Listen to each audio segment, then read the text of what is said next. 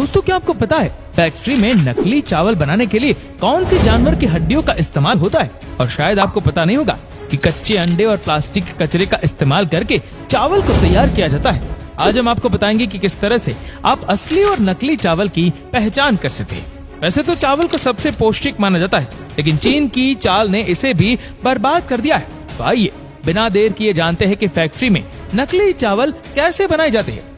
दोस्तों चावल बनाने के लिए सबसे पहले सफेद प्लास्टिक को कलेक्ट कर लिया जाता है। इसके लिए फ्रेश और वेस्ट दोनों तरह के प्लास्टिक का यूज किया जाता है। कई बार नकली चावल बनाने के लिए पुराने प्लास्टिक को कबाड़ी से भी खरीद लिया जाता है, जो इन कंपनियों को बहुत आसानी से और सस्ते दाम में मिल जाती है। एक बार जब प्लास्टिक इनके हाथ लग जाती है तो ये उसे कन्वेयर बेल्ट की मदद से वॉशिंग एरिया में लेकर जाते हैं और एक बार ठंडे पानी से और एक बार हल्के गर्म पानी से इन प्लास्टिक को अच्छे तरीके से धोकर साफ कर लिया जाता है। प्लास्टिक को साफ करने के बाद बारी आती है उस पर लगे पानी को उससे अलग करने के लिए, जिसके लिए फैक्ट्री के वर्कर्स इन प्लास्टिक को करीब आधे घंटे के लिए खुली हवा में छोड़ देते हैं। एक बार जब सभी प्लास्टिक से पानी की बूंदें अलग हो जाती है तो फैक्ट्री के वर्कर इसे ट्रॉली में भरकर एक कटिंग मशीन में लेकर डाल देते हैं।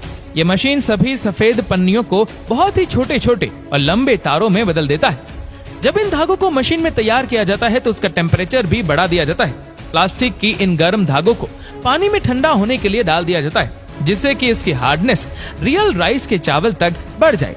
धागों को ठंडा हो जाने पर इसे चावल बनाने के लिए मशीन में डाल दिया जाता है।